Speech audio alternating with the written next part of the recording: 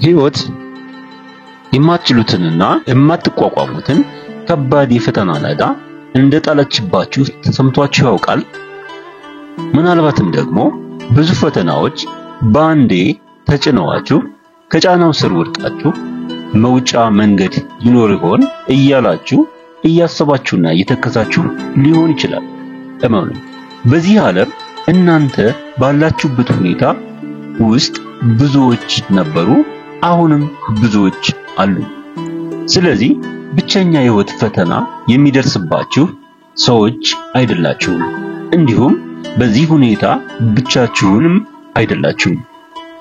አሁን ህይወታችሁን ከትቢያ ላይ አንስቶ እንደገና እንድታንሰራሩና ወደ ከፍታ እንድትወጡ የሚረዳ ጥበብና መርህ በዓለም ታሪክ ከነበሩ ከታላላቅ አስተምሮቶች በአንዱ ውስጥ እንደሚገኝና እሱም በዚህ ቪዲዮ አቀነባብረን እንዳቀረብላችሁ ስንነግራችሁ ደስ ያለን ነው።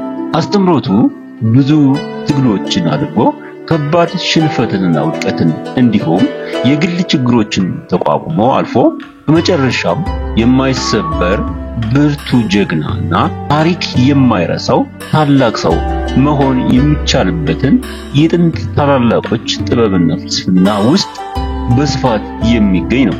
ለዛሬ ከዚህ አስተምሮት ውስጥ ሶስቱን የአሸናፊነት ህጎች ይዘንላችሁ ቀርበናል። ተከታተሉ።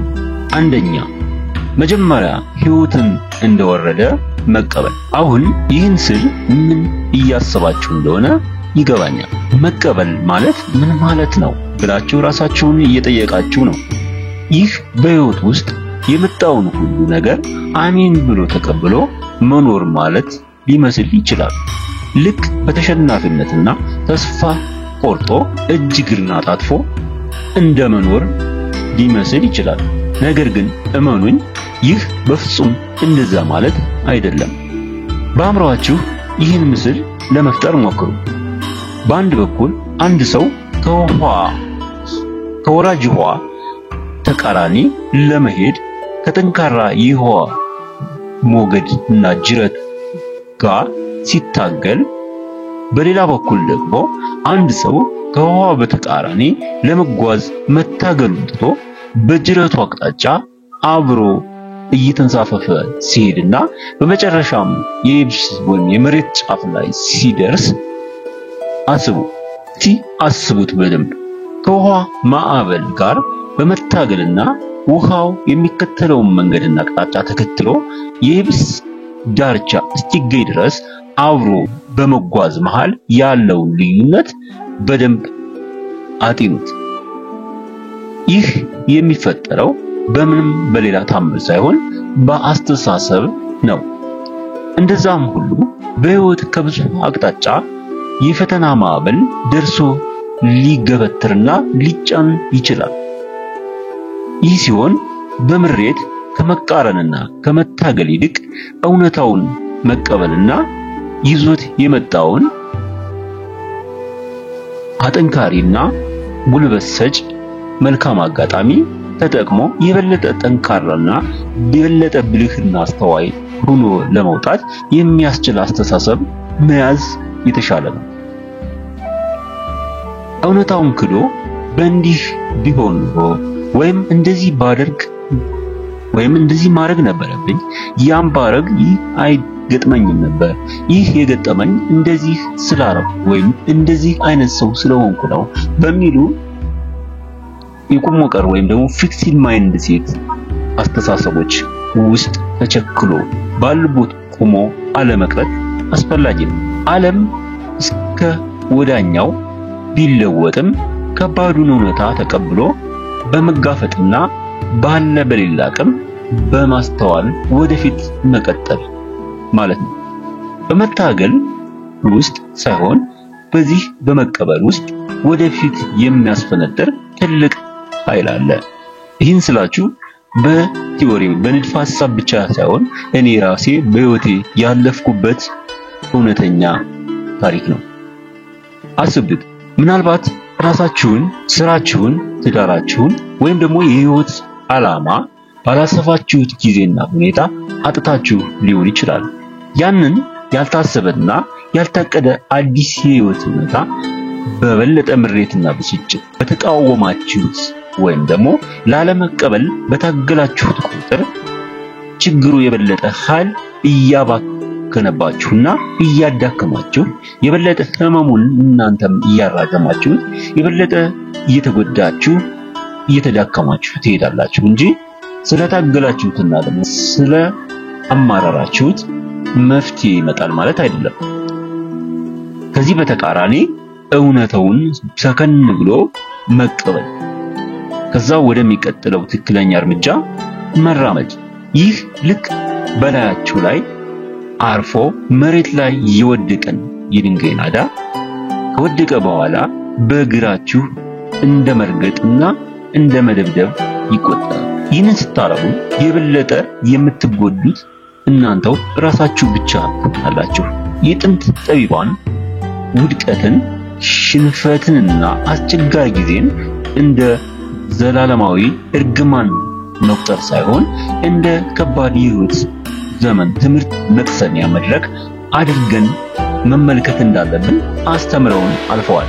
ከራሳችን ጋር የምናደርገውን ውስጣዊ ንግግር የሚደጋገምን ለምን እኔ ላይ እንዲሆን፣ ለምን እኔም ብቻ ፈተና ይበዛብኛል፣ ለምን እኔ ላይ ችግር ይጸናል የሚልን አስተሳሰብ ወደ እሺ አሁን እዚህ ላይ ነኝ፣ አሁን በዚህ ሁኔታ እያለፍኩ ቀጥሎ ምን ማድረግ ይችላል፣ ቀጥሎ ያለው ትክክለኛ እርምጃ ምንድነው ወደሚል አስተሳሰብ መቀየር ትልቅ ለውጥ ያመጣል።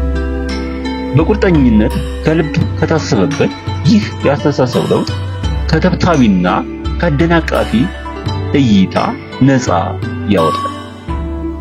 ውስጣዊ ቁስለትንና ስቃይን ያቆማል። መቀበል ማለት እየሆነ ያለውን ችግርና ፈተና መውደድና አብሮ ታቅፎ መኖር ማለትም አይደለም። ያለ ምንም ተቃውሞ ያሁኑን ፈታኝ ጊዜ ዕውቅና መስጠት ማለት ነው እንጂ የተጎዳ ህይወትን እንደገና ለመገንባት መሰረት የሚጣለው እዚህ ላይ ነው። በማንኛውም ሁኔታና አስቸጋሪ ጊዜ ቆም ብሎ በጥልቀት ነገሮችን ማስተዋልና ትንፋሽን ወደ ውስጥ በጥልቀት መሳብ ብዙ ይጠቅማል። ምንም ነገር እየተጋፈጣችሁ ብትሆኑ እንኳን አሁን ያንን መቀበልና እውነታውን ዕውቅና መስጠት ትችላላችሁ። ያ ወደፊት ጉዞን የመቀጠል የመጀመሪያው ወሳኝ እርምጃ ይሆንላችኋል። ሁለተኛ፣ ህመምን ለማምለጥ ብለህ ጊዜያዊ ደስታን አትፈልግ።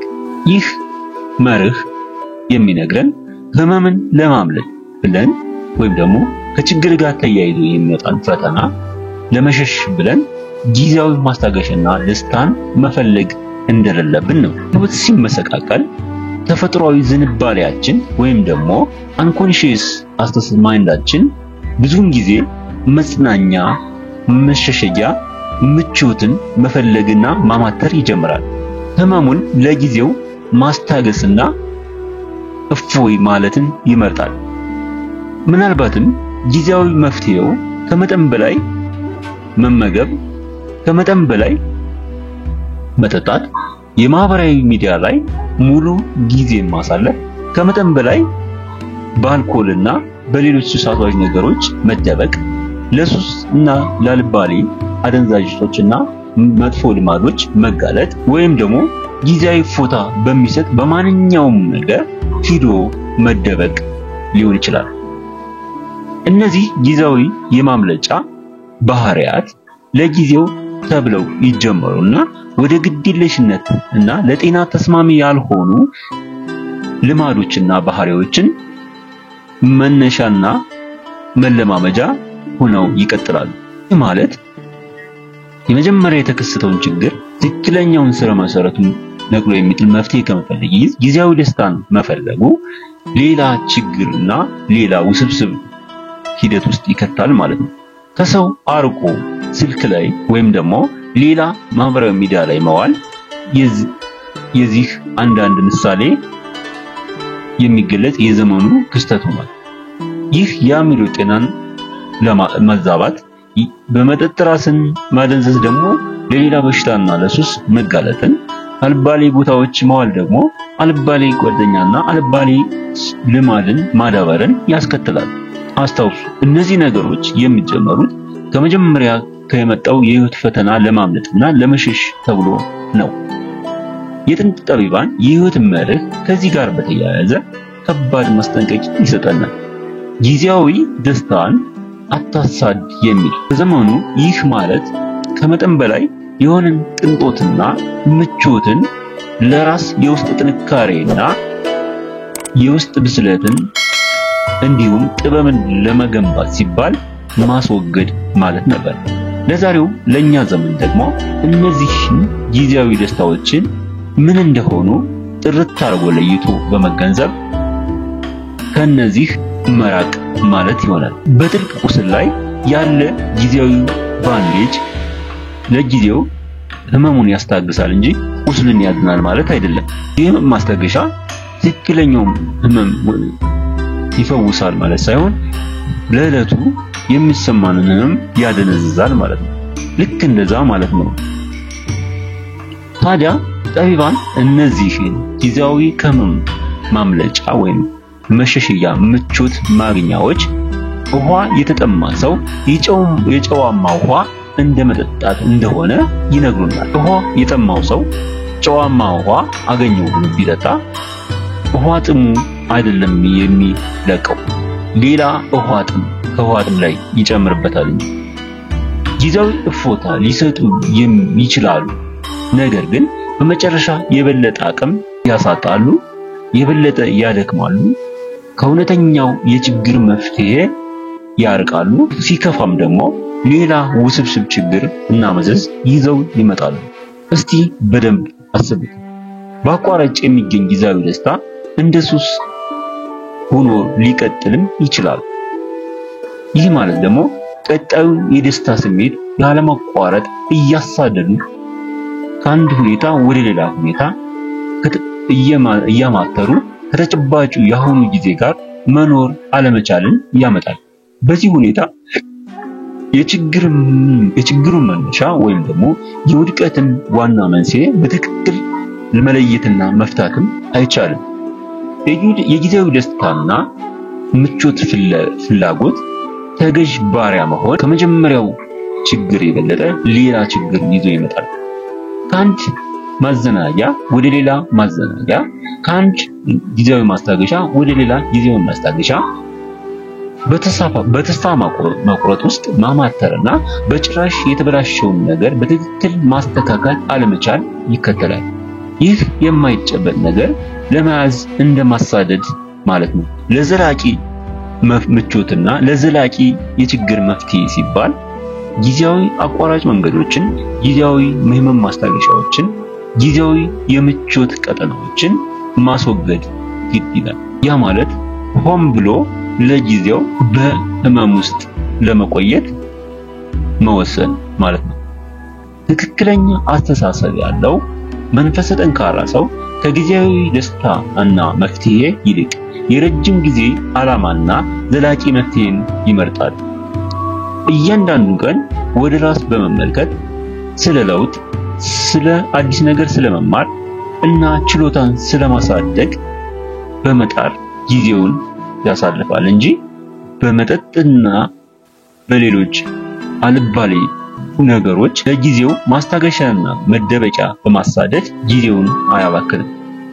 ከውድቀት ተነስቶ ከመቼውም ጊዜ በበለጠ ጠንካራ ለመሆን የሚረዳው ይህ ጽኑ የዲሲፕሊን ወይም ደግሞ የመርህ ሰው መሆን ነው። ይህ ደግሞ ለዘላቂ መፍትሄና ለዓላማ መሳካት ሲባል ጊዜያዊ ደስታና ምቾትን ካለመቀበል የሚመጣ ነው። ለዚህም መሰረቱ የትክክለኛ አስተሳሰብ እና የጽኑ ቆራጥ አቋም ባለቤት መሆን ነው። አሁን ለራስህ ሐቀኛ ሁንና በህይወትህ ውስጥ ያለውን ነባራዊ ሁኔታ በሐቀኝነት ተመልከትና መርምር። ነገሮች አቅጣጫቸውን ሲስቱና ሲበላሹ በደመ ነፍስ ጊዜያዊ ማስታገሻና ምቾትን ለማግኘት ትቸኩላለህ ወይስ ተምሮ ማለፍንና እድገትን ለማግኘት የሚያስችሉ ጉዳዮች ላይ ታማትላለህ። መመለስ ያለብህ ከባዱ ጥያቄ ይህ ነው። አሁን ለትንሽ ምቾትና ደስታ ያለን ፍላጎት በመታገስ ወይም በመግታት በኋላ ከሚመጣው ትልቅ ስቃይና የበለጠ ውስብስብ ችግር መዳን እንችላለን። ህመማችንን ለጊዜው የማደንዘዝ ፍላጎትን መቋቋምና መግታት እየሆነ ያለውን በቀጥታ ለመጋፈጥና ጊዜና ጉልበትን ይቆጥብልናል። ከባዱን እውነታ እንነጋገር። ሰው ከችግር የጸዳ ኑሮ መኖር አይችልም። መፍትሄው የሚገጥመውን ፈተና መካድና መሸሸት ሳይሆን እውነታውን ተገንዝቦ በቆራጥነት መጋፈጥ ይሆናል።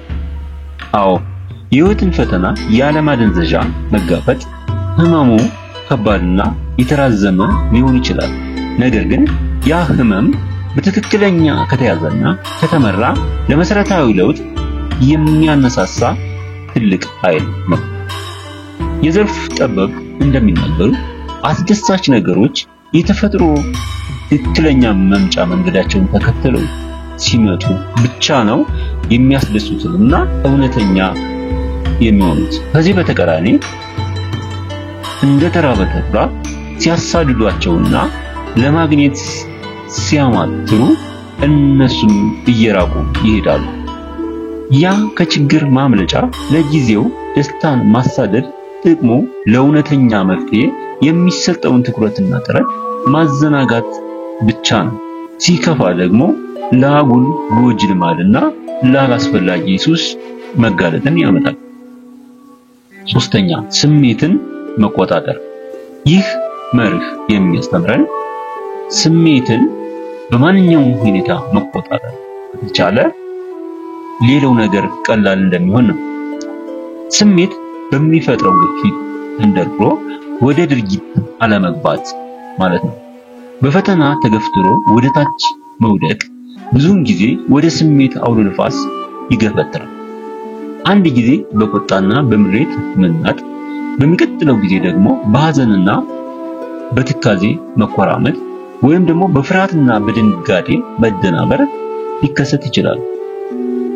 ይህ ሲሆን ግን ትክክለኛው መፍትሄ የሚሆነው ቆም ብሎ ስሜትን መግራትና መቆጣጠር። የጥንት ጠቢባን ይህን የስሜት ትርምስና መዘዙን ተረድተውት ብዙ መፍትሄዎችን አስተምረውን አልፈዋል። እና ሶስተኛው መርህ የሚነግረን ቀጥተኛና ምናልባትም ጥልቅ ግንዛቤን የሚጠይቅ ነው። በከባድ ፈተና ጊዜ በስሜት ግፊት የተመሰረተ ውሳኔና ድርጊት አብዛኛውን ጊዜ የተሳሳተ ውጤት ነው የሚኖረው። ይህ እንደ ልብህን ተከተል ከሚሉ ዘመናዊ ያነቃቂ ንግግሮች ጋር የሚጋጭ ሆኖ ሊገኝ ይችላል። ብዙውን ጊዜ በከባድ ስሜት ውስጥ የሚደረጉ ውሳኔዎች እምብዛም ጠቢብነት የተሞላባቸው አይደሉም። ችግር ላይ ወድቀህ ህይወትህ ያበቃለት በሚመስልበት ጊዜ ልብህ ሁሉንም ነገር እንድታቆም፣ ለምንም ነገር ግድ እንዳትሰጥ፣ የምትወዳቸውን እንድትተው እና ከነሱ እንድትርቅ፣ አቅም ያላገናዘበ ነገር ላይ በግዴለሽነት ገንዘብ እንድትከሰከስ ወይም ደግሞ ሙሉ በሙሉ ከሰው እንድትገለልና የብቸኝነት ጉዞ እንድትገፋ ሊያደርግህ ይችላል። ምክንያቱም ስሜትን ካለመቆጣጠር ይህ ሁሉ ውስብስብ ነገር ስለሚከተል ነው። ያሉታዊ ስሜትን ግፊት ተመስርተው በችኮላ የሚከወኑ ድርጊቶች ከመፍትሄነታቸው ይልቅ ሌላ ተጨማሪ ችግር የመፍጠር ዕድላቸው የሰፋ ይሆናል። ስለዚህ ቆም ብሎ እውነታውን መቀበልና እነዚያን የችኮላ ፈጣን ምላሾችና ለጊዜው አታጋሽ የሚመስሉ የደስታ ምንጮችን ላለመቀበል መጣር። ህይወት ስትፈትን በሐዘንና በቁጣ መዋጥ፣ በግዴለሽነት እርምጃ መውሰድና ራስን ለበለጠ አደጋና ችግር ከማጋለጥ ውጭ ሌላ መፍትሄ ይዞ እንደማይመጣ መገንዘብ አስፈላጊ ነው። የተረጋጋና ስልታዊ የመርህ ሰው መሆን ግን ችግሩን በአሸናፊነትና በድል አድራጊነት ለማለፍ ያስችላል። በህይወት ፈተና ወቅት የሞት ሽረት ትግል አድርጎ ድል አድራጊነት የሚመጣው መጀመሪያ በሰከነና ስሜትን በተቆጣጠረ መንገድ ሲኬድ ነው። ብዙ ጊዜ የሚባል ነገር አለ። ጀግንነት እና ትግል በጦር ግንባር ብቻ አይደለም። ትግሉም የመሳሪያና የጨበጣ ውጊያ ብቻ አይደለም። ይልቁንስ ትልቁ ፊልሚያና ትግል ያለው በህይወት ውስጥና ከራስ አእምሮና ከራስ ስሜት ጋር በሚደረግ ፍልሚያ ላይ ነው። ይህን የአእምሮ እና የስሜታዊነት የበላይነት ወስዶ በድል አድራጊነት የተወጣ ሰው ደግሞ የመጀመሪያው ጀግና ሰው ይባላል። ያ ማለት ራሱን ያሸነፈ ምንም አያሸንፈውም፣ ራሱን የገዛ አገር ይገዛል እንደሚባለው ማለት ነው። አሁን ምናልባትም እውነተኛ የፊልም ሜዳ ላይ ላትገኙ ትችላላችሁ። ነገር ግን መርሁ ተመሳሳይ ነው። ከራስ ስሜት ጋር ታግሎ ማሸነፍ፣ ከራስ አሉታዊ ሐሳብ ጋር ታግሎ ማሸነፍ ማለት ልክ በጦር ሜዳ ከተቃራኒ ኃይል ጋር ተፋልሞ እንደማሸነፍ ይመሳሰላል። በአስቸጋሪ ጊዜ ድንጋጤ፣ ቁጣ ወይም ተስፋ መቁረጥ ውሳኔና ድርጊትን እንዲመሩ ከተፈቀደ ሁኔታው የበለጠ የመባባስና የመወሳሰብ እድሉ የሰፋ ይሆናል። በብስጭት ወደ ድርጊት ውስጥ መግባት በኋላ ላይ መመለሻ የሚሆነውን መሻገሪያ ድልድይ ሰብሮ እንደመሄድ ተደርጎ ሊቆጠር ይችላል። ለምሳሌ በከባድ ችግር ሲገጥም ከቁጥጥር ውጭ በሆነ ስሜት የሚወሰድ እርምጃ በሰከነና ስልታዊ በሆነ መንገድ ሲኬድ ሊገኙ የሚችሉትን ትክክለኛ መፍትሄዎች ሊያበላሽ ይችላል ማለት ነው። ያ ማለት ወደ ኋላ ተመልሰን ልክ እንደተሰበረው ድልድይ አናገኛቸውም ማለት ነው። በከባድ ሐዘን ውስጥ ውሳኔዎችን መወሰን ገና ያልታዩ ቀና መንገዶችን፣ መልካም አጋጣሚዎችና ድሎችን ያበላሻሉ።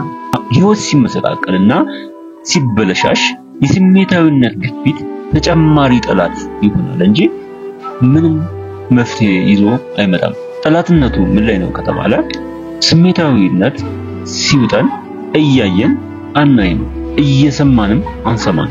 ማስተዋል ከኛ ስለሚልቅ ያዋጣናል ብለን የገባንበት ድርጊት ምናልባትም ብዙ ነገር አበላሽቶ ልናገኘው ስለምንችል ማለት ነው።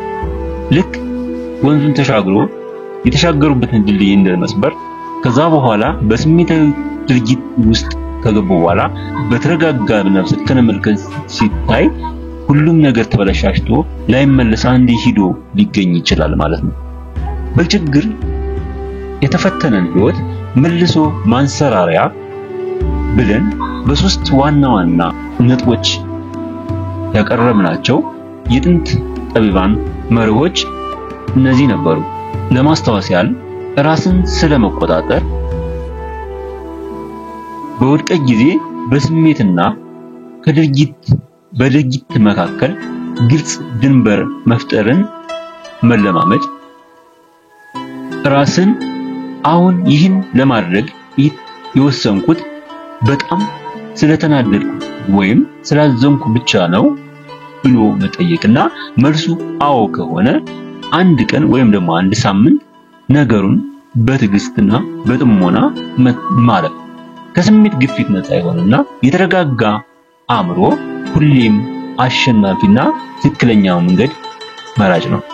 ያ ቆም ብሎ ራስን መጠየቅ ከገቡበት አጣብቂኝ ራስን የበለጠ ከማስመጥና መወጣጫ መሬት ወይም ደግሞ ደረጃ ከማግኘት ጋር የሚለየው ትልቅ መስመር ማለት ነው።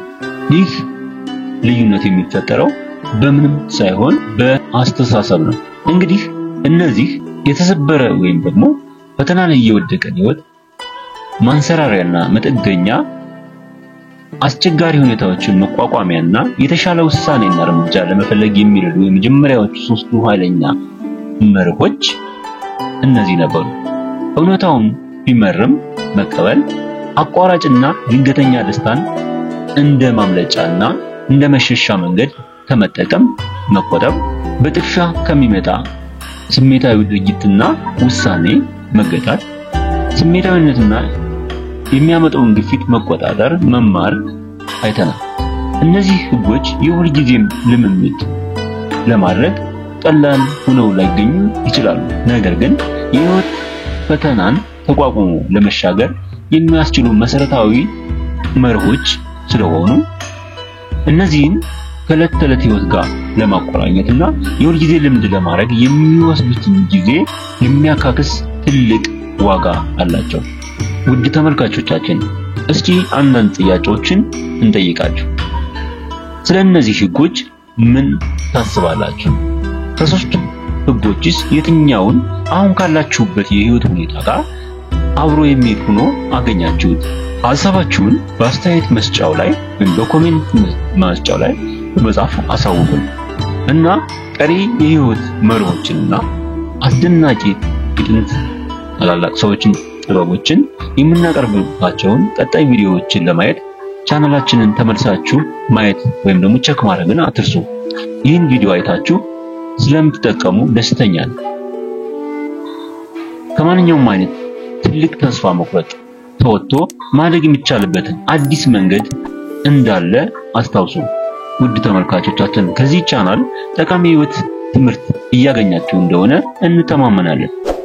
ስለዚህ ይህ ለሌሎች ወገኖቻችን እንዲደርስና የእውቀት ጥማቸውን እንዲቆርጥላቸው ይቻል ዘንድ ይህን ቻናል ላይክ፣ ሼር እና ሰብስክራይብ ማድረጋችሁን አትርሱ።